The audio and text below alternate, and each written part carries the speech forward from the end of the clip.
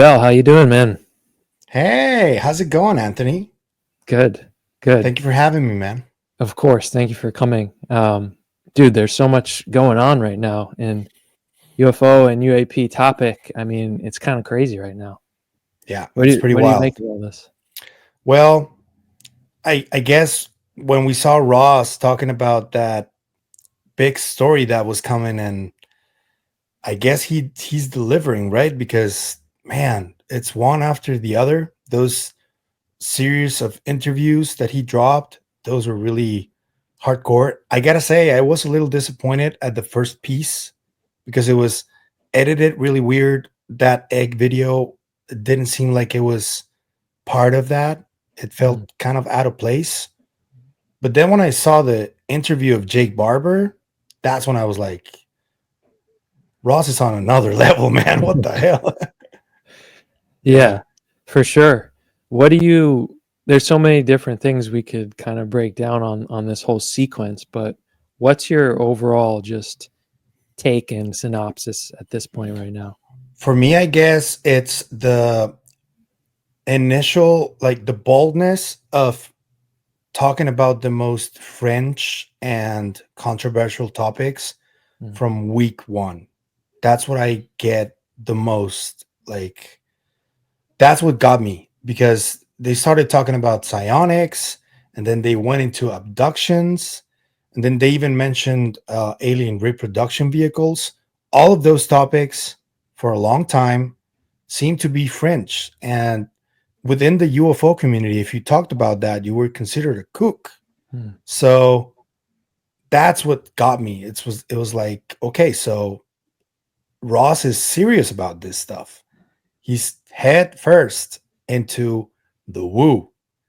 And that I really do appreciate because the way I got into this topic was through consciousness. I didn't even like imagine that consciousness was tied to UFOs in any way. And then when I realized they were, I was like, okay, so I started like this. I guess that's the way the cookie crumbles, I guess. Yeah, yeah. No, you're right. I mean, I would not have expected it to roll out this fast. Yeah. And it's a very interesting experience, at least for myself, because it's like we've been following this closely for a while. And then you kind of have your thoughts and expectations of how things might roll out. And like you said, the psionics, the encounters, the abductions, the human reverse engineered to the point of, fully operational, like the full Monty, as they say. And it's like, the funny part is like nobody. I would think nobody is still even paying attention to all this, Yeah. aside from the Yeah. UFO world. Maybe a little bit outside of that, or maybe that's starting to move. What do you think about that? I think that's a little bit by design. And the only way that we're going to break through that is if someone bigger than Ross comes in and scoops a story from him. And by bigger, I mean like MSNBC, the New York Times, something like that. And the way this is going, and if Jake Barber does present some tangible evidence, I think that is going to happen. I don't know what you think. It seems to me like for a while we were really focusing on the hearings, Yeah. and I'm just kind of speculating on the spot now, but like the November hearing, we waited a year and a half for that, um, and it was nothing. Right, basically. I mean, it wasn't nothing. All right, you still have people testifying and saying some pretty profound things, but now what we're seeing, it looks like it's just coming from the people and it's coming from the media of kind of putting these things out there, and hopefully would force a more serious government hearing. But I think it's the right way to go and not rely on the government to move the ball forward, because look at how long it's taken them already. I mean, Grush said it right there, and Grush said, I'll give you the exact names, exact locations. He still hasn't been able to do that, at Yeah. least for They the have first. they haven't even let him get on a skiff. So but I think the biggest takeaway of that though, Mhm. especially the November hearings, is that we did get a lot of information that is helping us realize that the government really cannot be trusted. if you ask me, the only hearing that really did move the needle was the first one from 2023, David Grush. Yeah. The other one where Lou was there, it seemed really staged. Corbell made a scene there. I guess that he felt like he was um, duped, you could say. Mm. And we realized that the politicians were focused more on the election and not so much on the hearings or the topic per se. So that really did serve us as a good parameter of what we can really expect from politicians, because the reality is that they're only there for a few years and then they go for re-election, and that's their main priority. It's not the topic. Yeah. So the fact that now Jake Barber is coming out with a private initiative from the people, Yeah. I think that has a better chance of giving us some type of evidence. Yeah. I totally agree. And, when I look at that, I'm like, that makes sense. Why wait on the government to disclose or to get the evidence to be like, here we go, do it the private way, from the people. The thing that's just like, I'm pondering is like, I think about, we kind of spoke about this last time a little bit. Like, I often think about the average person, I think about certain friends or family members, and I'm like, damn, we're going right from like zero to like people summoning UFOs out of the sky to make them come down. And it's like, yo, people, like, how do you think people, I mean, I guess people are just going to have to kind of move on. That was one of the things that Jake Barber said that I actually thought was interesting when Ross asked him that. And he was like, people just going to have to get over it. Like, but it Yeah. sounds crazy. And also I sense like some type of urgency too. I don't know if you sense the same thing, because yeah, think of the most traumatic events in human history and how much change they enacted. Just to give you an example, Hiroshima and Nagasaki, those bombs that dropped, Mm-hmm. you can see how much Japan as a country evolved in many ways, especially technologically, you know? Yeah. And I think that perhaps the best way to get this information through people's skulls and that they pay attention is through some type of traumatic experience, because we really are like running against the clock here, because every tension is at an all-time high right now. There's a lot of stuff going on in the Middle East. There's a lot of stuff going on in Ukraine. There's a lot of stuff going on in the US, and the world seems to be on fire. Yeah. So if we don't do something quickly, we're doomed, dude. And I'm not like, I don't want to scare anyone. Like, we still have a really good chance at getting past that, but I think that we have to do it collectively. It can't be just like on select places. We have to bring everybody together and try to like entangle our brains to enact that change. That's what I really think. And I agree with Jake. There is a sense of urgency. I agree with him, you know? And you think that urgency is just like stopping the world from kind of unraveling any further, essentially? I think that the sense of urgency is because the people in power can see that where we're heading, and they can see also that the rest of the world, especially people who are like inside of their bubble, Mm. they don't even seem to give a shit about what's going on in the outside. If Yeah. you have your life made, if you're like not even struggling, if you're comfortable, if you have a 9 to 5 and you have a wife, you have kids, everything's okay with your life, Mm. why would you disrupt that, you know? Yeah. And that's where like being selfish comes into play, because yeah, you have a great life and you're doing really well, but there's a lot of people that aren't as lucky as you are. And if you don't pay attention to that, um, and something really bad happens, it will affect you, even though you don't feel it right now. You know. Mm. Yeah. So that's where I think that sense of urgency from the people that are driving this comes from. I think. Yeah. That makes a lot of sense. Um, so these whistleblowers, I have a little bit of catching up to do. I did watch the whole Jake Barber, the longer one, which was fascinating. I didn't get to watch Bilch yet, or Blich, Blich. Blich, and then I didn't. The other guy, Bales, came out. By the way, I just think it's interesting. It's like Barber, Baker, Bales, Blich.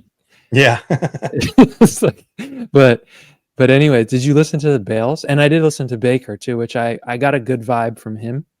The one that I Um, like the most is Blich. okay. And I'll tell you why. His resume, first of all, is one of the most impressive I've ever seen in my life. Hmm. Like the guy has medals. He's been in charge of battalions. He's had the nuclear football for years. Yeah. Um, and mind you, he had it after people knew that he is an abductee. Huh. So basically, that interview was Ross Coulthard doing his first ever piece on abductions because Lieutenant Colonel Blich talked about his abduction experience. He talked about the mantid beings that he communicated with, and he spoke about it very matter of factly.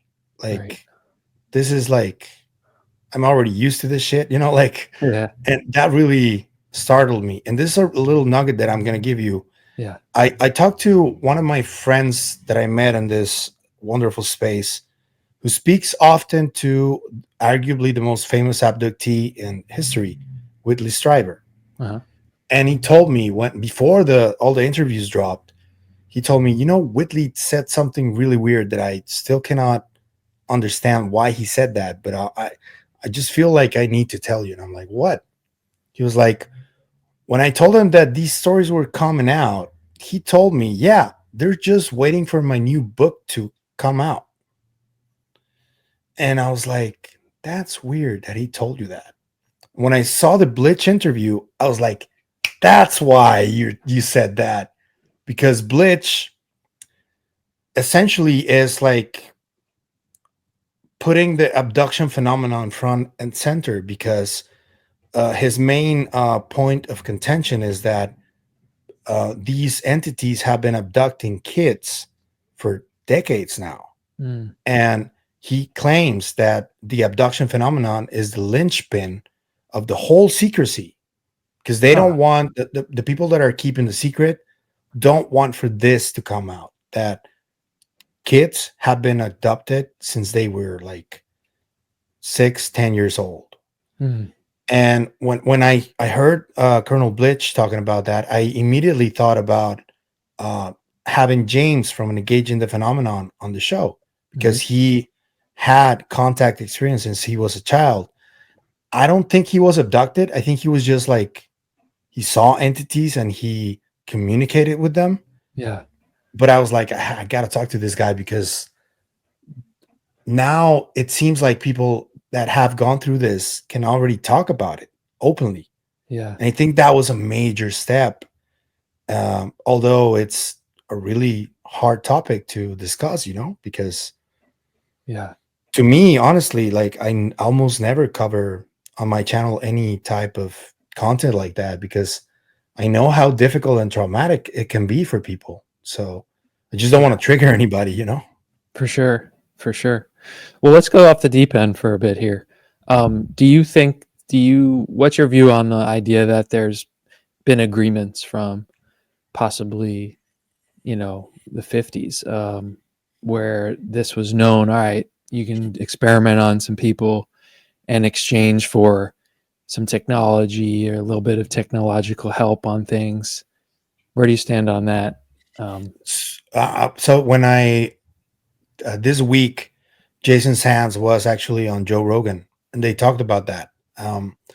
Jason Sands claims that the people who knew what happened in Roswell when they asked them about Roswell, they never want to talk about it because they feel like they made a lot of really horrible mistakes Mm. in Roswell.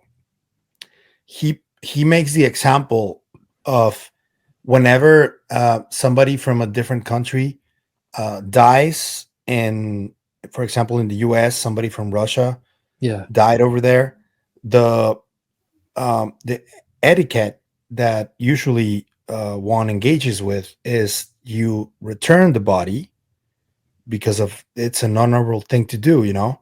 Yeah. And he basically said that when Roswell happened, we didn't return the bodies. We experimented on them and we cut them open, and you know, Yeah.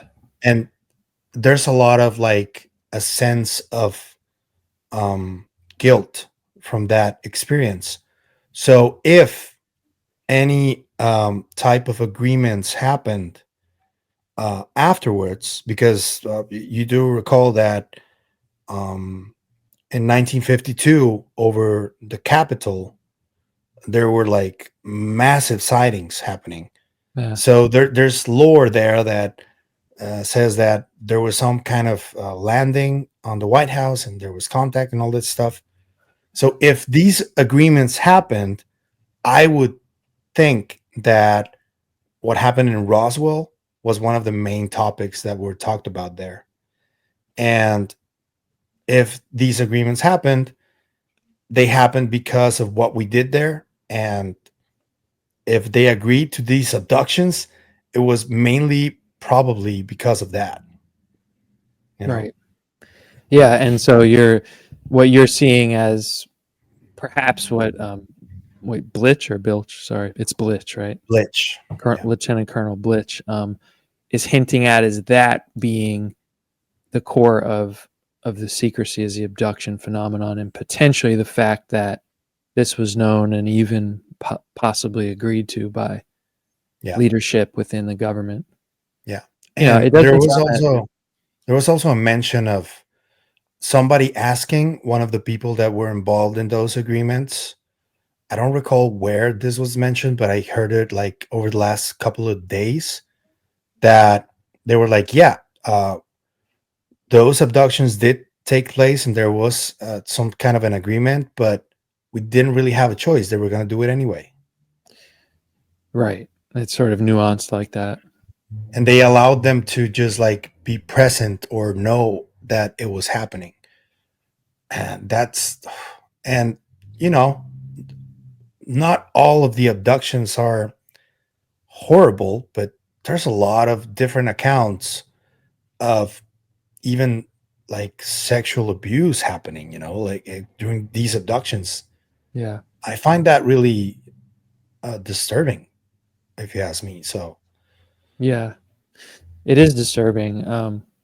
You know, when I've thought about that, I've often thought about kind of what we do to animals, you know, yeah, and it does give me a little perspective of yeah. like not that it's like I don't know right or moral or anything, but it's like it's not so out of the range of what we do to people to Yeah. beings that we see that we assume are less intelligent than us. You know what And I'm also, saying? there's Like, yeah, this feeling of, for example, when an animal is going extinct, we do have that concern as a human species or the superior species on this planet to not let it go extinct. So there's this sense of care and almost paternal kind of love, you know, for these animals. And I would think because of the experience that Blich talked about, that he felt some kind of familiarity from these beings yeah, towards him, like as if they were treating him like he was their teenage son, something like that. interesting. You know? Yeah, the bit I caught, he was kind of saying with that mantis being experience that he was sharing, that it was basically like ripping or like showing like ripping his face, right? And but it wasn't actually really physically happening, but it Yeah, looked like it was. But then the message he was getting was like that they were actually trying to help him, yeah, and that he had nothing to worry about because you can never kill the soul. Interesting. What I got from that was that they're trying to help us move on to the next stage of our evolution, or ascension, if you can call it that. What's the story though? Like they tinker around with our like psychic energy or like our brain or our body, like these different things, right? But There's a book from the 70s called We Are a Farm, from a Spanish former Jesuit parapsychologist called Salvador Freixedo. uh-huh. And he talks about these agreements and these beings treating Earth like a farm. Like we are also as much of an animal as cows or other types of animals, Yeah, and they do get some type of resource from us, and they do study us, and they do keep an eye out for our development. But when weapons of mass destruction get into the story, that's when things started to shift a little bit, you know? right. And that's when, like, just imagine you have like a population of chimpanzees. You're taking care of them on their own, like, controlled area. Yeah, And one of these chimpanzees sees one of the guards that has one of these guns or a rifle, yeah, and just snatches it away from it and starts shooting everybody. That's the way I see it, that they're looking at us when we discovered how to split the atom, right. you know? Yeah, and that brings up an interesting kind of way of looking at it and thinking about this, because it's like, what do you think? Is it just all different types of entities that could be in the universe, and in reality there's always just going to be positive and negative, yin and yang, um, malevolent and benevolent, or is there like an overarching benevolence? And one thing that's made me think about that, is like this logic that I've heard somewhere, which is like, if you get to the point of these types of advanced technologies, weapons of mass destruction, right, that you would need to be intellectually or kind of consciously evolved to the point that you wouldn't just destroy yourself. And that's an interesting thing. I don't think it really holds up fully, because I guess you could be super intelligent and super consciously advanced, but still like restrain yourself from blowing up your civilization. But it's an interesting like idea to throw out there, and like that's the argument I've heard, that like they have to be benevolent if they're that advanced. I guess what I would say to that is that I think that nature proves to us that life is not always that positive and that smooth and relaxed, Yeah, um, there's always times when a hurricane happens or a volcano explodes, where you can sense or you can see that that part of earth is trying to just fill up or fulfill a cycle, and mm, that always happens. Life is cyclical, we can't forget that, but I do see that um, the way we use that construct of good and evil, I think that is some type of human construct, mm, and that there will come a time when we just won't be able to differentiate one from the other. We just be um, extremely advanced kind of um, life, but it will still have those undertones that we still consider either good or bad, but they will still be there. I mean, chaos is everywhere in the universe, and based on our own interpretation, chaos can be really bad, like a yeah, supernova exploding. If it reaches us, we're fucked, and we yeah, consider that bad. But that doesn't necessarily mean that it is really bad. It's just our construct. yeah, yeah. That those are all valid points. You start to just get into, yeah, this territory that's our ability to comprehend reality, I think is still very limited. But I mean, so what do you make of like this? What do you make of love, for example? Like that seems like something everyone kind of can get on board with. Maybe Yeah. not everyone, but like it's this thing, right? And it's like, I don't know, you kind of have this experience. I mean, certainly, and also in some meditative and kind of different group activities, whatever people are into, working as a team, even in like psychedelic experiences, it seems like there's this theme of this like entity or whatever it is, this energy source of love. I know it's very abstract, but like, what do you think that is? And it made me think of it because you were talking about like this idea that maybe we would evolve to a point where it wouldn't be so much like this construct of good and evil and all that. Where does Yeah. love fall into that? You I know, think that love is is it a thing often we imagine, or is it a real thing? no, love is a real thing, and it really is one of the strongest forces in the universe. I do believe that.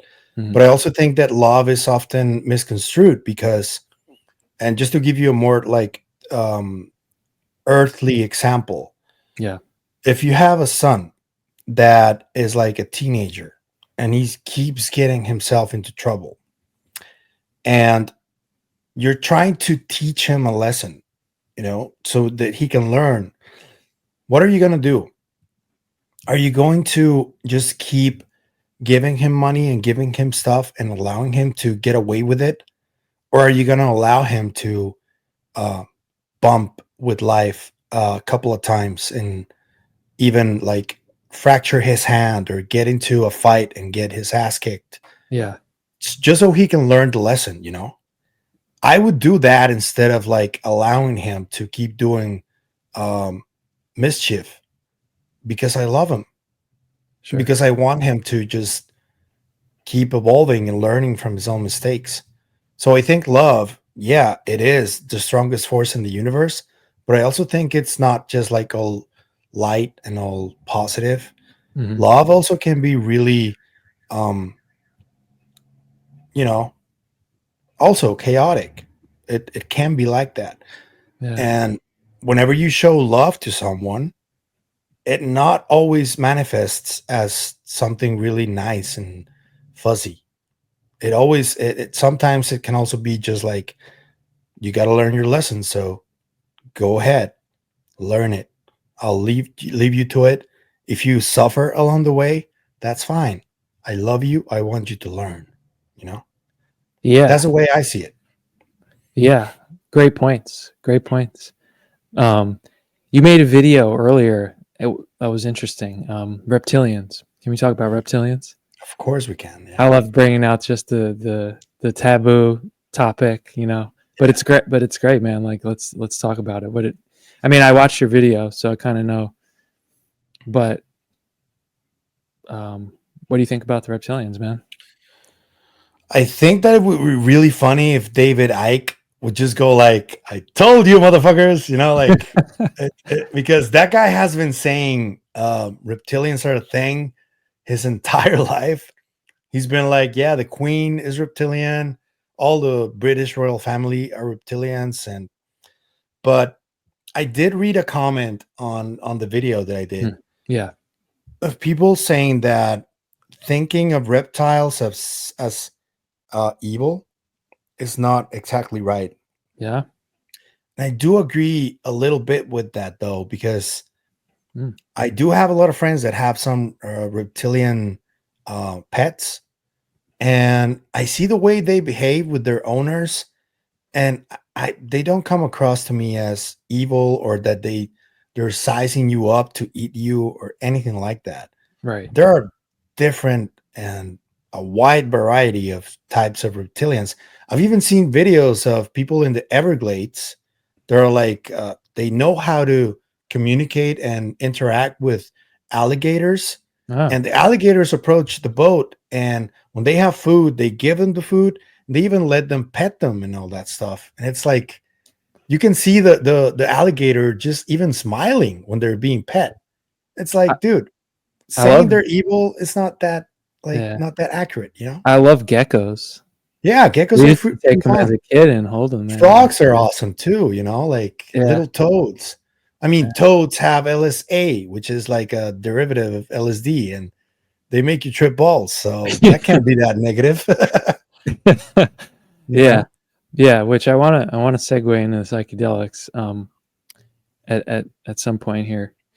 But the reptilian thing, I agree with you. And what's interesting is like that's always been on the bookshelf for me to go deeper into that, because I spoke with someone named Michael Carter, and he's an experiencer, and he had an experience with a reptilian being, but it was a positive experience.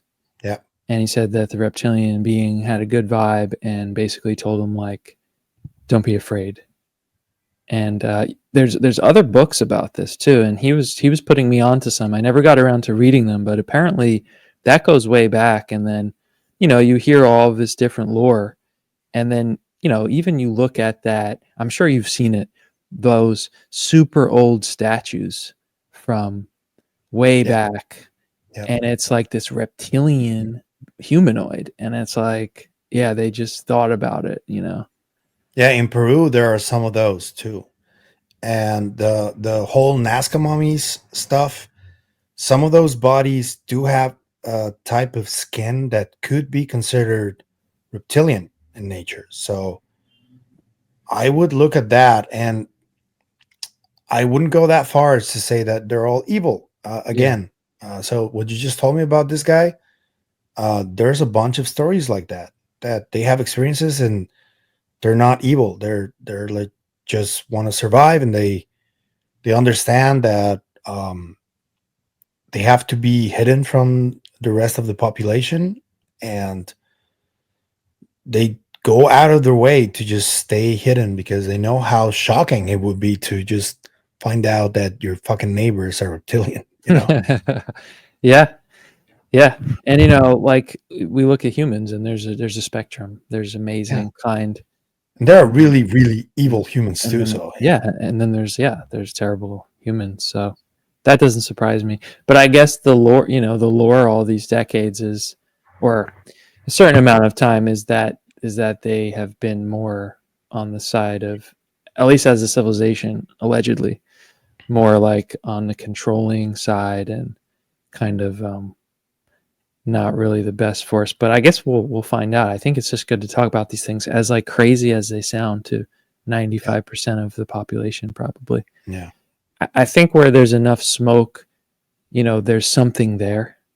yeah. Um, and I think you so hear too. it. And you listen to like what's his name, Danny Sheehan, who would be on the more sober side of this conversation, but is still like a UFO activist. I mean, he says their findings are these reptilian beings. Yeah.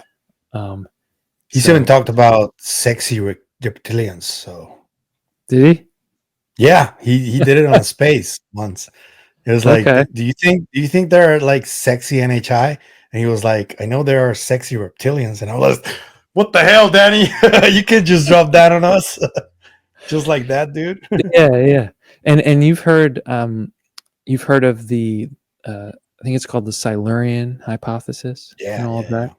yeah, It kind of makes sense. I mean, I get it. It's like really fringe and out there, but like the idea that if some reptile or a sort of dinosaur age creature survived and then became bipedal and humanoid, it's like, yeah, all right, kind of makes sense. But then yeah. people say they're actually other dimensional. They're not on our plane of the physical dimension. So it's like, I don't know, man, but it's I think that maybe if that happened when the Yucatan asteroid hit, and some of those didn't die, it just makes sense that in terms of consciousness, if they been here for so long, it makes sense that they millions. evolved to a point where they understand interdimensionality. So It that's kind of part of makes the sense. evolution. Yeah. Yeah, And then I guess maybe the smaller ones, the grays, which maybe this will be a good segue, because I really want to ask you about the Nazca mummies. Maybe these smaller gray ones, while they could be anything from a robot, biological robot, which has seemed to be something reported from the beginning. Corso, and who supposedly saw the original Roswell file, said that like that was their assessment at the time. But then you have the interdimensionality. You have ones that people really have these experiences that seem the telepathy and everything, and maybe they were also have been here a really long time and were some other kind of outgrowth of life and intelligence. And so that's a perfect way for me to segue into now, because dude, like I followed the Nazca Mummies when it first came out, and then I'm just like, wow, this is a whole rabbit hole. Like I can't keep up with it. And I know you've been really on top of it. So like, what's the deal? What's the synopsis of the Nazca Mummies? Well, you have to first look at how the story has been told since they emerged. And then you have to look at what type of evidence has been presented. In terms of the story, how it has been told, there has been a lot of obfuscation based on the people involved with it, because the story first came out, I believe, in around 2014. And there was already people from the US that heard about this and they started inquiring on it. But then in like 2016 or so, Yeah. uh, Thierry Jamon, which is the French explorer who runs the Incari Institute in Cusco, Peru, Okay. he saw that he wasn't being paid attention to really, and he really thought that he had something. Um, so he decided to call journalist Joyce Mantilla from Peru, and Joyce called Jaime Maussan. And when Jaime got involved, that's when everything started becoming more difficult to report on, and the information became way harder to assess. Because if you know about Maussan's history and all, A little bit. uh, the guy, I mean, he's been at this for like 50 years. And when he was like in the mid to late 80s, he was like really, really getting into the pulse of it. And people knew who he was. They knew he was Mexican, and they didn't really like him being so nosy about the stuff that was happening in the US. Hmm. So I believe now, based on what I've investigated, that there has been a campaign against him since the late 80s to discredit him, Ah, and it worked. So there's a lot of stories, there's a lot of cases that he covered that eventually were deemed hoaxes, but I don't think it was his fault. hmm. He was like the first interview that I had, Oh, really? and yeah, and the vibe that he gave me was that he's not a bad person. He's not. He really is really passionate about the topic, and he really wants to know what's going on. But the fact that all of these cases happened, and they were deemed hoaxes, that really stained his reputation. So when he stumbled upon the Nazca Mummies case, I can imagine him looking at this and seeing all the evidence and going like, "This is gonna save my career," you know. Yeah. Yeah. So that's why he ultimately, and he hasn't acted well in some cases too, because with the mummies, he basically took all the credit from Thierry, and Huh.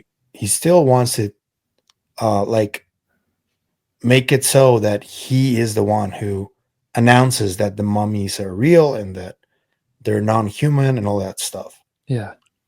And along the way, also, the Peruvian government has managed to plant fake information. Um, the Ministry of Culture has been in like basically leading all this disinformation campaign against both Jaime and the case. Ah.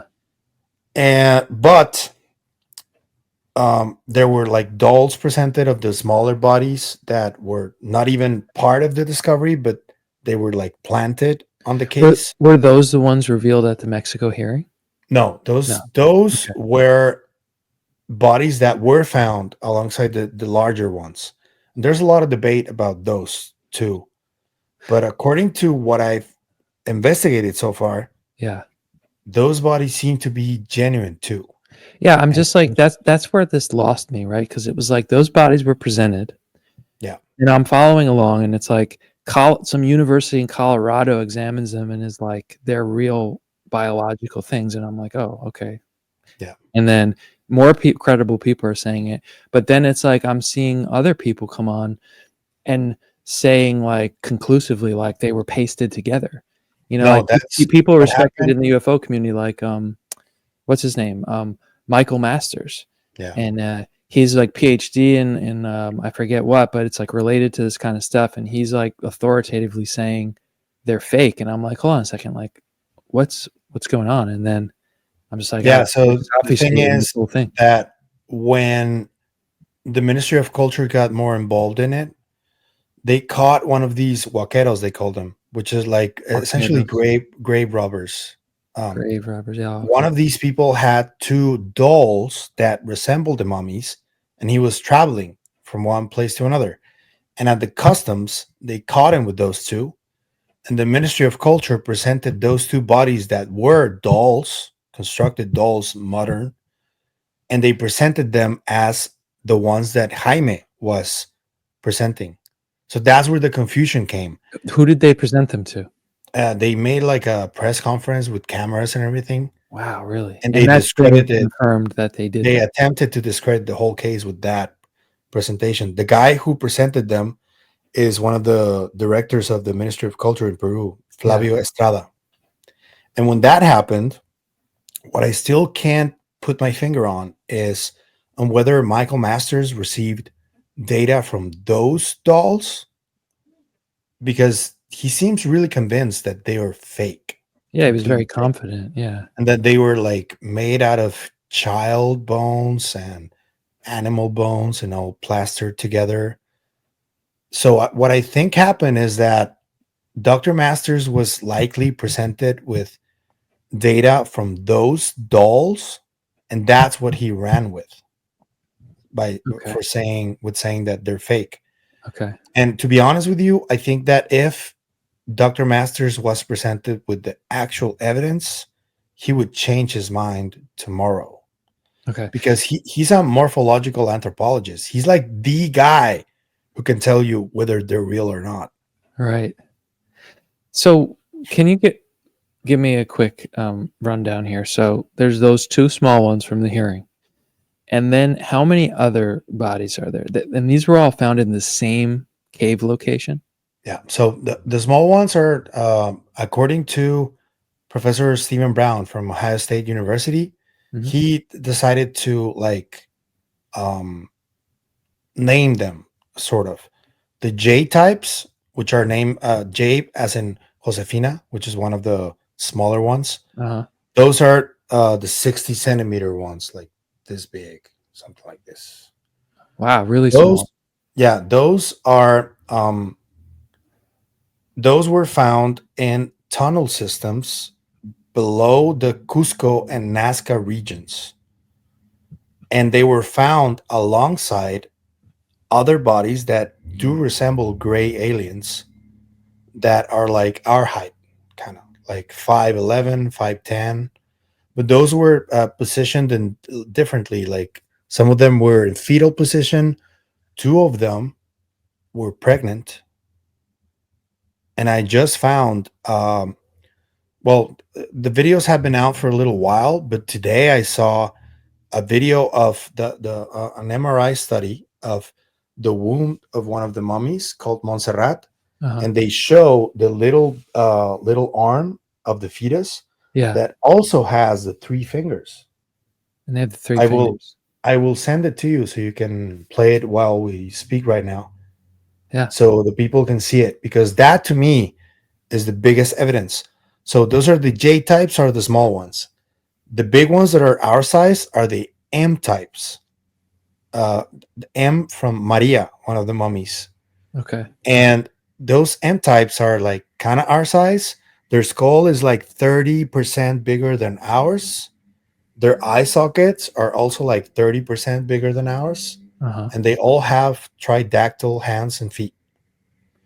And there was initially like a lot of debate about the three fingers, Yeah. but there were already peer-reviewed scientific studies that confirmed that those tridactyl features are natural. they weren't like severed or made. No, they grew like that, and all of those bodies have the same feature, and that is what makes me scratch my head, man. The tridactyl having 3 fingers and feet and 3 in the hands. For sure. That really puzzles me. And so, how many are there total bodies at this point? So officially, there are like between 6 and 7 of the small ones, and between 9 and 10 of the larger ones. Okay, But so according to Thierry, who I spoke to, he says there are dozens. dozens. Okay. Um, and has a verified dating been done? I remember when the first ones came out, it was like saying, Yeah, carbon dating on the smaller bodies are between 1700 and 2000 years ago, and the other ones are between 1000 and 1500 years ago. Okay, so I mean, it's not that. I mean, it is long ago, but it's not that long ago. It's still No, yeah. interesting. And the most interesting aspect of all of this was a doctor that is also an anthropologist like Masters, but he's from Argentina. His name is Celestino Piotti. Mhm. He founded the specialty of medical physical anthropology in Argentina. He's a really old guy. He's like pushing 80 now. And we developed a really good relationship. The very first time I saw him, he was in the Mexican Congress talking to the people. Yeah. And what he said sent me to the biggest rabbit hole I've ever been on. Oh yeah. He said, like verbatim, based on the cranium measurements that I did on these bodies, I can confidently tell you that these beings have features that make them from the future, but they're our descendants. Huh. Let me repeat that. He said that based on the craniometry measurements of their skulls, these beings are descendants of us from the future. Yeah. That's When I when I heard that shit, I reached out to Ross Coulthard because I had just recently started talking to him, and he responded to some of my emails. He was really nice, and I asked him, I was like, "Have you seen this?" Dr. Piotti, his name is, I think. I checked on his resume. He seems to be like the real deal. He is who he says he is, Mhm. and he's saying this. And funny enough, Ross kind of snapped at me. He was like, "This is extremely irresponsible. He can't be making these claims. He doesn't have the evidence to support that." And I was like, "That's a weird reaction. Why would he?" So that really made me just like try and speak directly to Piotti, because Yeah. if Ross is reacting that way, what is making him react like that? So I want to talk to him. Very interesting. To cut the story short, I've already spoken to him 5 times on the channel. Uh-huh. And as it turns out, yes, he even wrote a book about it. It's called The Guardian Theory. The Guardian Theory. Yeah. And the measurements he makes, essentially, the way he explained it is that he is used to knowing, based on like the measurements of a skull or a cranium, which part of the evolution that cranium is from. So he's measured Australopithecus craniums. He's measured Homo habilis craniums. He's measured Homo sapiens craniums and Yeah. all kinds. And he knows exactly what kind of measurement changes when it's a different, either a previous or a future type of evolution.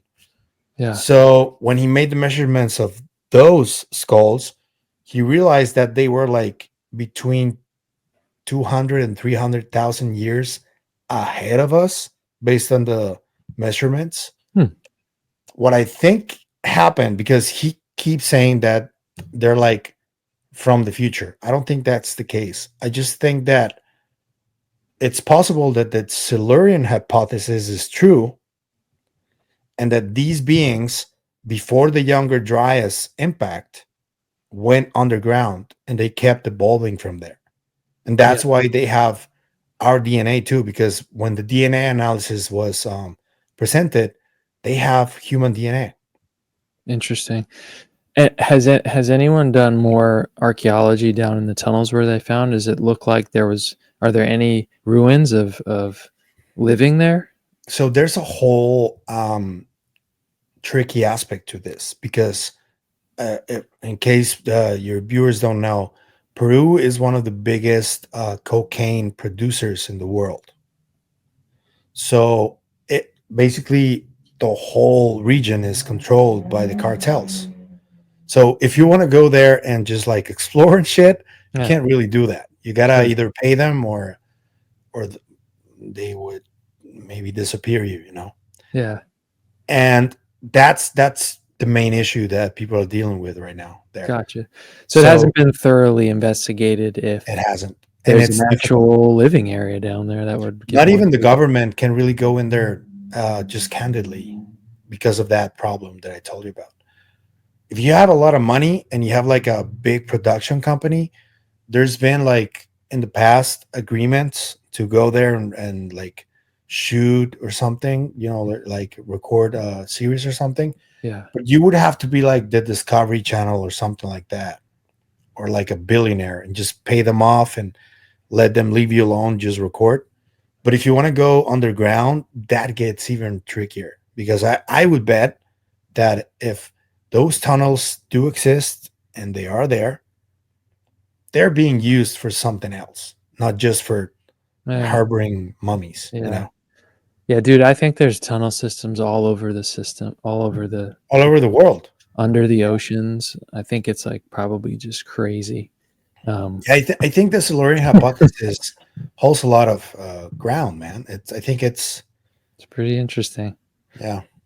Um, so, and I also heard that the like leading the number one forensic scientist specifically in this type of area is looking at these mummies Yeah, and well, in the U.S., in the U.S., right?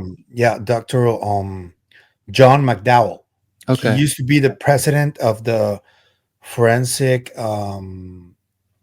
American Forensic Institution or something like that. And yes, he's been looking at them. He's on record saying that the specimens are 100% real. The so that's empties, pretty much out. The fact that this could all be a hoax is pretty much out. it's not a hoax. Yeah. And I know that there's some ufologists who back in 2017 were attempting to cover this topic. They even went to Peru, they went to Mexico. And when they realized that they were not going to get exclusivity, they Mm, started debunking the whole topic. So uh, that also, and I'm talking about people that are like highly regarded in the mm, UFO community. So I'm not going to name any names. They know who they are. Whenever they see this, they will know who I'm talking about. But that also has hurt the case, really. sure. All right. Well, thank you for getting us up to speed on what's going on there, and that's an important aspect of this all that maybe is not looked at as much. There's a lot of stigma probably attached to it, and there's complications, like you said, with getting access. People, acting a certain way that don't get access. The government, the ministry there. I have to share one little story about that, right? Because it's funny. I was in Peru in 2015. I was in Cusco, and I wasn't thinking about any of this stuff really, relatively. And I was at a museum there, and I saw some bodies, and I was like, it was like intuitive, man. Like I wasn't thinking about aliens back then. I was thinking about other stuff, but like I really wasn't thinking about aliens, and I was like, I feel like these aren't human. And I know there's like the skull binding, and maybe people theorize maybe the skull binding was emulating some other beings that were known or seen. You're talking about the Paracas schools.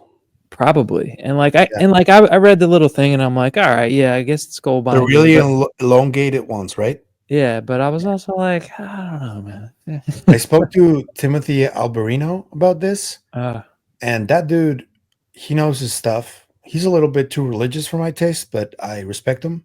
mhm.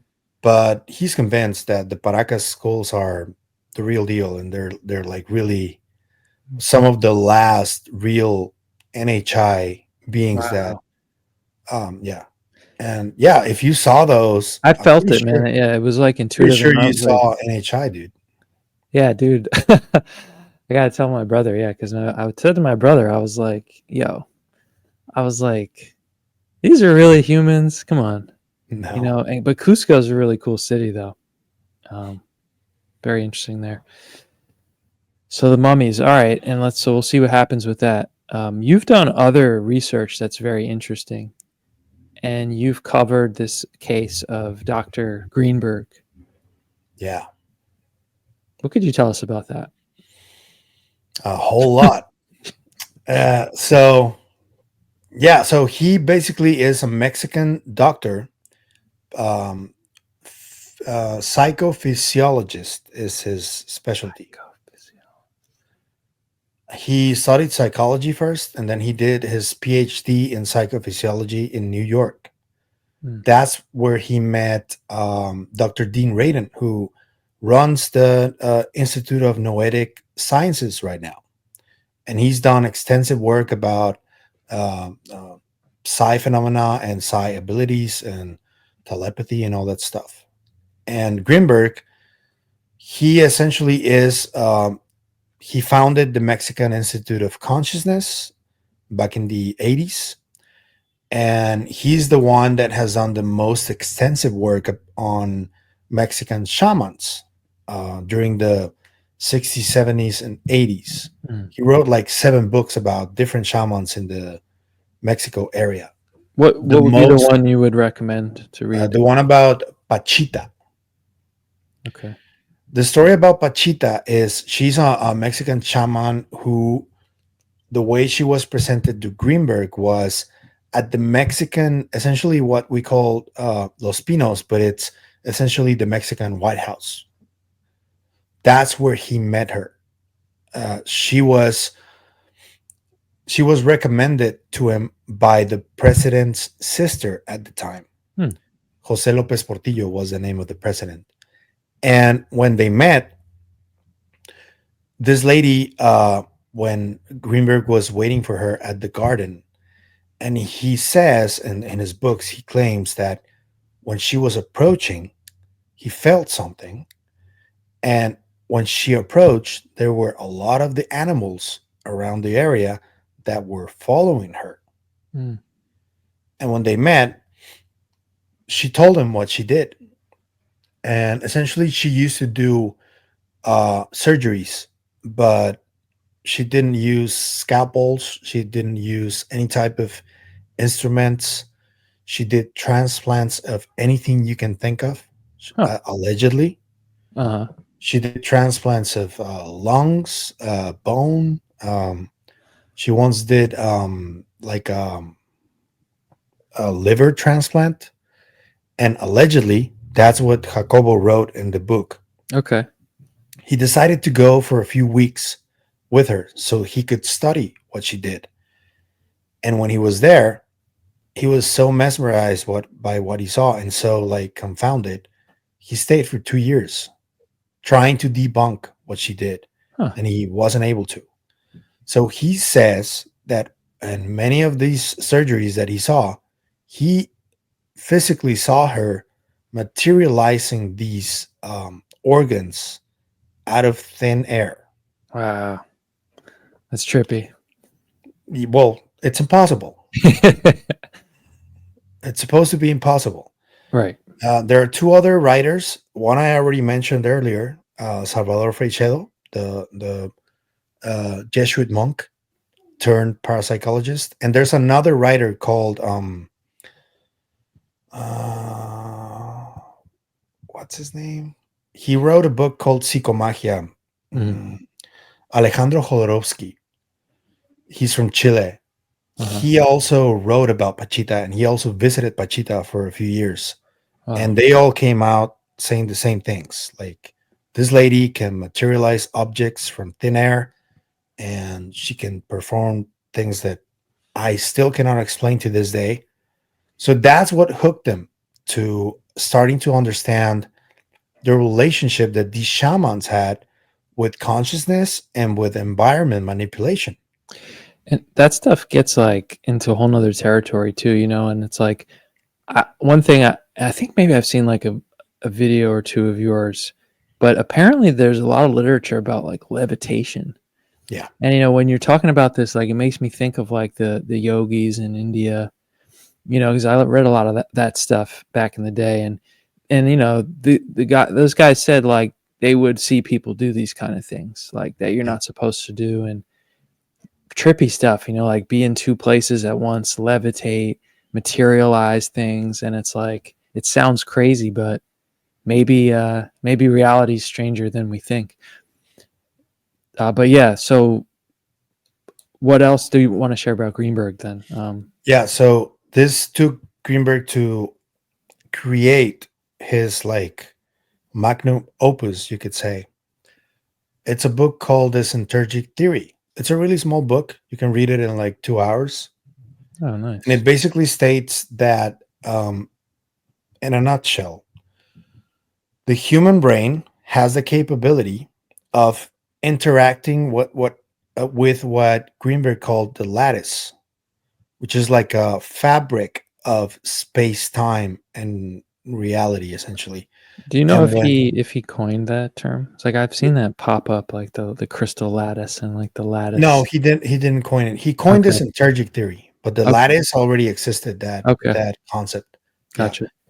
And the neuronal field that we have in our brain, essentially what he says is that the synergic theory makes the neuronal field interact with the lattice, and our brains have the capability of essentially creating the experience of reality with our brains. So this goes, when this topic became more mainstream in our lifetime. You got movies like What the Bleep Do We Know or The Secret. Dude, it's funny that you dropped what the bleep did we know? And I don't want to derail us, but because when I had like a conscious awakening, it was so random. I was like 16 years old and I was just, you know, I saw the world like this, and something just happened one day. It was totally out of nowhere. And I'm just driving, and then I thought there was something wrong with me, man. Like I had to like talk to friends to realize that they were like thinking about reality too. But something's flipped in my consciousness, and on that same exact day, right? I'm kind of trying to process it because I'm like, you know, and I was totally sober, and then I just flipped on the TV, and what the bleep do we know was on, and it was like blowing my mind at that time, and I was like, oh yeah, like I knew all this stuff, but I never thought about it before. So yeah, anyway, that's funny you bring that up. Carl Jung calls those synchronicities. Oh yeah, that was a Um, major one. yeah, but you woke up. That's what Yeah, happened. that was my awakening. Even though that's like, you know, Yeah. a And couple funny episodes ago. enough, another synchronicity in that film. There's a doctor from India called Amit Goswami, Mm. and I interviewed him on the channel Oh, cool. in the early 90s. Dr. Greenberg was performing an experiment based on his theory that essentially was trying to prove that telepathy was real, and he was trying to make it mainstream for people to know. His biggest aim was to get a Nobel Prize nomination, because what he was attempting to do was, there's an old paper from Podolsky, Rosen, and Einstein called the Podolsky-Rosen-Einstein bridge, where famously Einstein says that quantum entanglement, he called it spooky action at a distance, because he didn't understand how two particles could be entangled from different parts of the universe. Yeah. And he was like, that's spooky. I don't know how that happens because I don't understand it. Yeah. So when Greenberg started doing his experiment, he was attempting to prove that, but he went a step further. He was attempting to prove that between human minds, not particles. And when he did his first experiments, he did it. He put two people in Faraday cages. He plugged them to EEG devices, and he proved that there is uh, an entanglement of minds, regardless of whether they're in the same room or not. He proved it inside the same building, and when he tried to prove it from different countries through satellite technology, Mm. he was supposed to take a plane in December 1994 to go to India to Dr. Amit Goswami's laboratory, and he never got on the plane. He I'm sure disappeared. it's fascinating. I'm sure that would be somewhat of a sensitive area, but did you ask Goswami, is it? Yeah. Did you ask him anything about like that, what he never showed up? Did he know anything? Like, Well, there's a documentary from my friend Ida Cuellar that talks about this. That's what got me into the topic, and actually, that's one of the can you, reasons I created my channel. can you send me that? Yeah, Is of that course. on YouTube or something? Okay. Yeah, I'll send it to you. And he interviews Amit Goswami there, and you can tell that the guy is still hurting from the disappearance, because Grinburg also had this personality that was really magnetic for people. So whenever he interacted with someone, they instantly like felt this connection with him. Mm. And everybody who talks about him, it's like, yeah, man, it's like we really miss him. We really would like to know what happened. What do you think? What's your leading hypothesis about what happened to him? Well, I've been investigating this for a while, and I've Mhm. found some evidence and some photographic evidence, most of all. And that's how I connected consciousness to ufology. Because in the late 80s, early 90s, there were a set of summits that were happening in different parts of the world Mhm. of phenomenology. So the leading experts in different types of phenomena were attending these meetings. And we had parapsychologists, people who investigated ghosts and like different types of phenomena. A lot of ufologists were there. And I found, and this is funny though, because before I caught that clue, I had seen the documentary 3 times already, and I didn't catch it. Mm. On the fourth time I saw it, Wow. it was last year, just last year. I realized that there were 2 pictures of Jacobo with Dr. Jacques Vallée and John Keel, Ah. and also Andrea Pujarik, who is like the most famous parapsychologist in American history. And when I realized that, I paused it and I was like, "How could I miss this? This is so Ah. weird." Um, and I realized that yeah, Jacobo was actually um, meeting with these ufology legends in these meetings, and they seem to have a relationship, because eventually, a few months ago, actually, there was an episode from Ancient Aliens that they did on Dr. Vallée, Uh-huh. and one of the pictures they showed is Jacobo right next to him giving Wow. a conference. And I was like, dude, this is just too much. Like, it can't Yeah. be a coincidence. And Yeah. I've been asking around, I've been asking people close to them, people close to Dr. Hal Puthoff, Stargate, all that. And to be honest with you, I've always gotten either they change the topic or they just avoid the question altogether. And I find that really disturbing, to be honest with you. I don't know why that's happening, but I'm going to keep asking. I don't give a shit. Do you think he was do you think he was taken somewhere, or do you think he was taken out? I think he was taken against his will. I think the way they convince him to go with them, whoever they are, uh, because he has a daughter, and it's easy to convince someone to do something they don't want if you put the Yeah. family on the line, you know? Yeah. And I think that happened. I think that what he was doing with that experiment was so consequential to everything that they didn't want him doing it out in the open, you know? Because imagine, he proves telepathy is real in 1994, and he tells the world that telepathy is real and that we're all capable of it, can you imagine the consequences of that? Of like an official admission from the scientific community that telepathy is real, which is already happening now, by the way. Yeah, it's like, right, we're gonna get there, it seems like. Yeah. And so the powers that be, I can understand why they wouldn't want that to happen 30 years ago.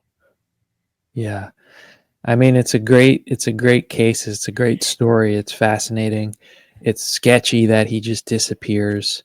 Um, I think the connection to Valet is very interesting, especially when you look at what Valet was focusing on for a large part of his career, and this idea to take us back to what you were describing before, his synthergic, was it synthergic theory? You were describing like the mind and the nodes of our brain and our mind connecting with this lattice of the reality, and it seemed like you were saying like almost shaping our Yeah. reality.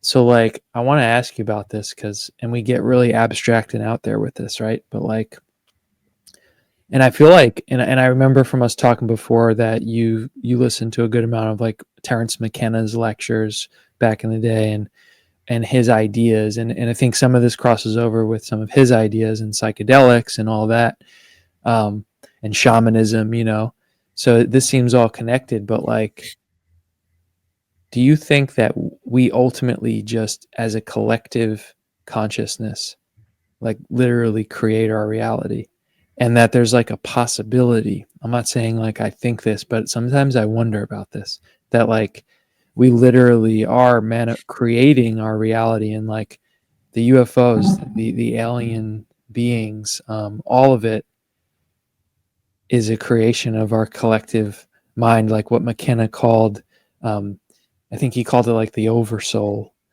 Yeah. um, I don't know what I think about that, but it's something that I ponder sometimes. I'm like, is that like the trippiest thing about reality, is like we just making it all up collectively, and not that it's not real, but like I don't know. And then it gets kind of fuzzy. What do you think about that? And is that connected to Greenberg's, what he was kind of postulating? Yeah. I think it's directly connected to that. But I think it's like more of an uber consciousness that it's like thinking all by itself and that has little vestiges of either people or animals, or but they're all part of the same thing, this is where you get to the more existential aspects of all of this, because Yeah. if you're like a god-fearing man, that's when people get like, yeah, that's what you're describing to me is God, essentially. But not necessarily. It's just like a supreme consciousness, like the Force in Star Wars. That's the way I see it. To Yeah. me, it's essentially that we're all made by it and we're all created by it, but also we have like a synergic kind of connection to it. So, therefore, we create everything that is going on. And collectively, yes, you can look at the world, how it's burning right now. And who's guilty of that? Us. Collectively, Yeah. it's happening before our eyes. The thing is that we don't understand it. We don't understand what we're doing. And that's what we're trying to do. That's what the paradigm shift is about, essentially. We realizing that we are the architects of that. And when we realize that, there's a lot of things that are going to change. Whether the UFO phenomenon is real or not, which I think it is, or other life in the universe is real or not, which I think it is, we are the main people in this story, the main responsibles for what's happening. Hmm. So when we tune into that frequency altogether, a lot of things are going to change. I'm confident of that. Yeah, I think that's a great way of putting it. And I agree with you. I'm optimistic. Um, all of this is just so fascinating to me. And I think our last topic I'd like to close us out on here, right? I'm just picking one from my scattered list here. It'll bring us down. to Earth a little bit, is the drones, because it's getting Yeah, interesting now, and I'm like, what the f, man? Like, what's listening to some recent things, and are they even drones? And what do you think about the drones? I think that there are different things going on up there. another Uh, wh- another just obfuscated smokescreen of, but something that's well, going on. some of them are ours. Well, I mean, human technology. I Sure. think because there's a really interesting interview on Danny Jones of a CIA former operative, which I don't think he's former because you don't really ever leave the CIA. Yeah. his, his name is David Morehouse, and in that interview, he talks about the different types of unmanned aerial systems that have existed. And he Hmm. talks about the space wars that started in the 70s. And he even claims that the Phoenix Lights were actually a man made massive craft that Yeah. was created by humans. So, based on that, a lot of these drones that are seen, especially in New Jersey, which you're close to there, by the way, you live in New York, right? Yeah. Yeah. No, it's close. Have you seen have you seen any of those? When it was like climaxing, we took a drive down there, and but nah, didn't see any. No? Okay, No. so those I think are man-made. And who knows what they're doing really. It's really concerning. Like Yeah. they haven't been able to say really what they are. I know that Trump's press secretary recently came out to say that they were approved by FAA. Yeah. Jake Barber came out to say that that's not true, that they weren't approved. Right. So it's the same. It's more of the same, really. Like they're not being completely transparent about it. Hmm. But I don't know if you recall an incident that happened in the West Coast near Oregon. There's an audio file of multiple pilots describing red orbs that are accelerating at speeds that they cannot understand. Hmm. Those are not drones. Yeah. And they were multiple of them, and they happened at around the same time the other thing was happening in New Jersey. Yeah. So what I think is happening is possibly, I'm not saying this is happening, but this is my reading. I think that these drones are there to observe the UFOs. And that's what I think is happening. That like they're trying to observe the UFOs, trying to understand them. This also goes into all the lore and what's been happening with Chris Bledsoe, who keep saying that orbs are not negative and they're like trying to help us and all that stuff. He Uh-huh. has a lot of interesting videos on his Instagram account of these orbs. Yeah. So I think both things are happening, really. Yeah. Well, that's fair. That's a fair assessment. Yeah. I mean, I think one of the things I've always thought about this topic, with the drones, is like, how are people knowing they're drones? You heard one of the early guys say it was like he saw a school bus sized drone. And it's like, are people identifying them as drones because they're drone sound? And I'm like, and it's funny because I think Colehart, it was either just today or yesterday, he had an episode of his show focusing on the drones, and he had a couple. He had a mayor and a police chief on, and it was funny because just as I was thinking it, like I'm listening in the middle of the interview, and I'm like, nobody ever like really describes like what they look like and what they sound like and all that, and I'm like, why are we if we just always called them drones? And this police chief, I don't know if you caught that episode, but he was in like Nebraska or something, and what he saw was definitely did not sound like a drone. Silent, bright orb, moved extremely fast. But the interesting part was that he said there was contrails. um I you did know not hear that.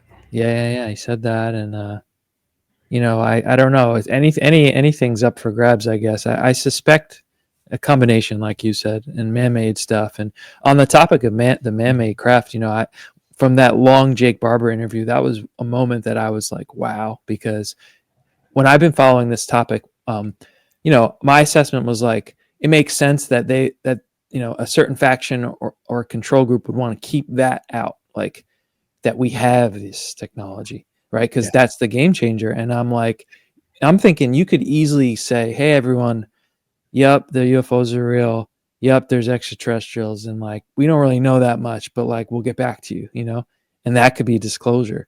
So my whole thing has always been like, I'm watching how it rolls out to be like, are they going to say we haven't figured it out? And I was worried about that. But then in the Jake Barber, like you heard it point blank, Ross Coulthard like made it a point. He was like, so we have fully functional anti-gravity 0 point energy craft.